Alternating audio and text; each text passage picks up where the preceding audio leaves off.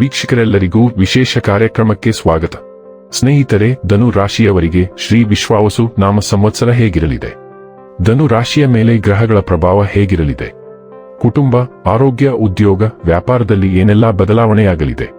ಯಾವುದರಲ್ಲಿ ಶುಭ, ಯಾವ ವಿಷಯದಲ್ಲಿ ಎಚ್ಚರಿಕೆ ವಹಿಸಬೇಕು ಎಂಬುದರ ಸಂಪೂರ್ಣ ಮಾಹಿತಿ ಇಲ್ಲಿದೆ. ಹಾಗಾದರೆ ಎಂದಿನಂತೆ ನಮ್ಮ ವಿನಂತಿ ಎಂದರೆ, ನೀವಿನ್ನೂ ನಮ್ಮ ಚಾನೆಲ್ ಅನ್ನು ಸಬ್ಸ್ಕ್ರೈಬ್ ಮಾಡಿಲ್ಲವೆಂದರೆ ದಯವಿಟ್ಟು ಈಗಲೇ ನಮ್ಮ ಚಾನೆಲ್ ಅನ್ನು ಸಬ್ಸ್ಕ್ರೈಬ್ ಮಾಡಿ. ಹಾಗೆ ನಿರಂತರ ವಿಡಿಯೋ ಅಪ್ಡೇಟ್ಸ್ಗಳಿಗಾಗಿ ತಪ್ಪದೇ ಪಕ್ಕದ ಬೆಲ್ ಐಕಾನ್ ಬಟನ್ ಕೂಡ ಕ್ಲಿಕ್ ಮಾಡಿ. ಸ್ನೇಹಿತರೆ, ಹಿಂದೂ ಪಂಚಾಂಗದ ಪ್ರಕಾರ ಹೊಸ ವರ್ಷವು 2025ರ ಮಾರ್ಚ್ ತಿಂಗಳಿನ 30ನೇ ತಾರೀಕಿನ ದಿನ ಪ್ರಾರಂಭವಾಗಲಿದೆ. ಯುಗಾದಿ 2025 ಪಂಚಾಂಗದಲ್ಲಿ ಶ್ರೀ ವಿಶ್ವಾವಸು ನಾಮ ಸಂವತ್ಸರದ ಆರಂಭವನ್ನು ಸೂಚಿಸುತ್ತದೆ. ಆದ್ದರಿಂದ ಈ ಹಿಂದೂ ಹೊಸ ವರ್ಷವು ಧನು ರಾಶಿಯಲ್ಲಿ ಜನಿಸಿದವರಿಗೆ ಹೇಗಿರಲಿದೆ ತಿಳಿಯೋಣ. ಧನು ರಾಶಿಯಲ್ಲಿ ವರ್ಷ 2025ರಿಂದ ವರ್ಷ 2026ರ ಗ್ರಹ ಸಂಚಾರ ತಿಳಿಯೋಣ. ಶನಿ ಗ್ರಹವು ಈ ಯುಗಾದಿಯ ಸಂದರ್ಭದಲ್ಲಿ ಮೀನ ಮತ್ತು ಮೇಷ ರಾಶಿಯಲ್ಲಿ ಚಲಿಸಲಿದೆ.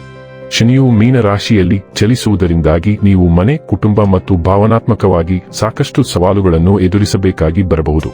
ಹಾಗಾಗಿ ಈ ಅವಧಿಯಲ್ಲಿ ನೀವು ಶಿಸ್ತಬದ್ಧವಾಗಿ ಇರುವುದರೊಂದಿಗೆ ಕಠಿಣ ಪರಿಶ್ರಮ ಮತ್ತು ದೀರ್ಘಕಾಲೀನ ಗುರಿಗಳ ಬಗ್ಗೆ ಹೆಚ್ಚಿನ ಗಮನ ನೀಡುವುದು ಉತ್ತಮ. ಶನಿಯು ಮೇಷರಾಶಿಯಲ್ಲಿ ಚಲಿಸುವುದರಿಂದಾಗಿ ನೀವು ಕಲಾತ್ಮಕ, ಮಕ್ಕಳು ಮತ್ತು ರೊಮ್ಯಾಂಟಿಕ್ ಸಂಬಂಧಗಳಲ್ಲಿ ಸವಾಲುಗಳನ್ನು ಎದುರಿಸುವಿರಿ. ಈ ಅವಧಿಯಲ್ಲಿ ನೀವು ನಿರಂತರ ಪ್ರಯತ್ನವನ್ನು ಪಡುವುದು ಮತ್ತು ಶಾಂತಿಯಿಂದ ಇರುವುದು ಉತ್ತಮ.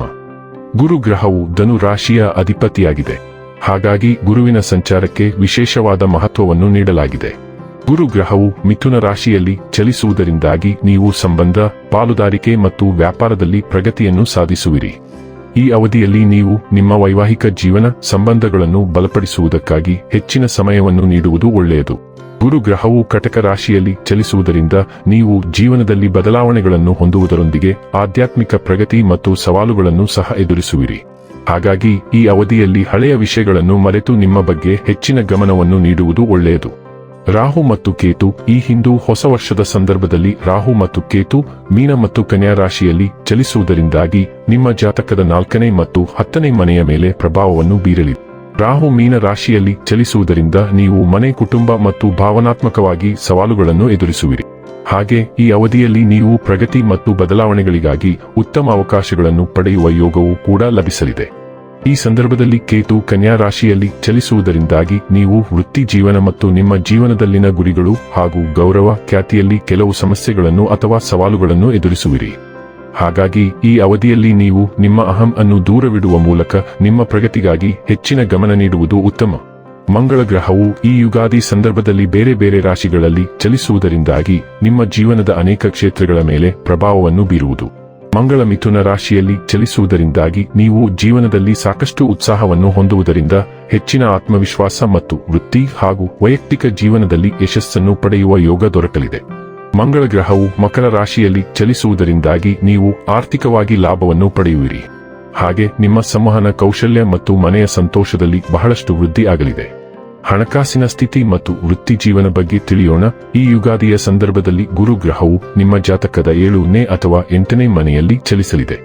ಹಾಗಾಗಿ ಈ ಅವಧಿಯಲ್ಲಿ ನೀವು ಕಠಿಣ ಪರಿಶ್ರಮ ಮತ್ತು ಸಂಪತ್ತುಗಳನ್ನು ಸಾಧಿಸುವುದರಿಂದ ಶುಭ ಫಲಗಳನ್ನು ಪಡೆಯಬಹುದಾಗಿದೆ. ಮಂಗಳನ ಸಂಚಾರದಿಂದಾಗಿ ನೀವು ಆರ್ಥಿಕವಾಗಿ ಸಾಕಷ್ಟು ಲಾಭವನ್ನು ಪಡೆಯುವ ಯೋಗವಿದೆ. ಈ ಅವಧಿಯಲ್ಲಿ ನೀವು ನಿಮ್ಮ ಉಳಿತಾಯ ಮತ್ತು ಹೂಡಿಕೆಗಳ ಬಗ್ಗೆ ಹೆಚ್ಚಿನ ಗಮನ ನೀಡುವುದು ಒಳ್ಳೆಯದು.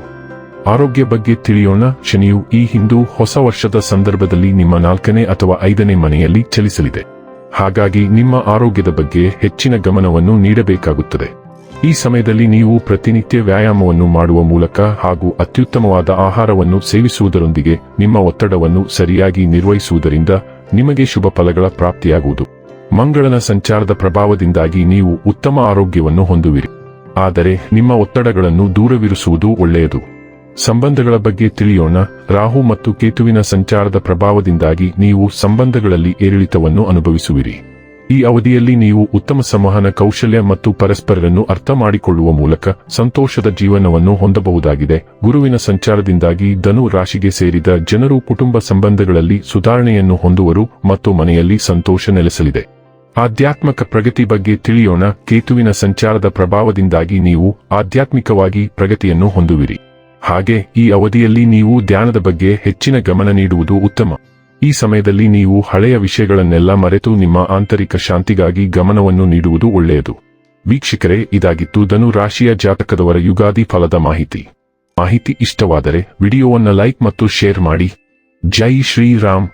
ಕಾಮೆಂಟ್ ಬಾಕ್ಸ್ನಲ್ಲಿ ಬರೆಯಿರಿ. ಹಾಗೆ ಚಾನೆಲ್ ಸಬ್ಸ್ಕ್ರೈಬ್ ಮಾಡುವುದರ ಜೊತೆಗೆ ನಿರಂತರ ವಿಡಿಯೋ ಅಪ್ಡೇಟ್ಸ್ಗಳಿಗಾಗಿ ಪಕ್ಕದ ಬೆಲ್ ಐಕಾನ್ ಕ್ಲಿಕ್ ಮಾಡಿ.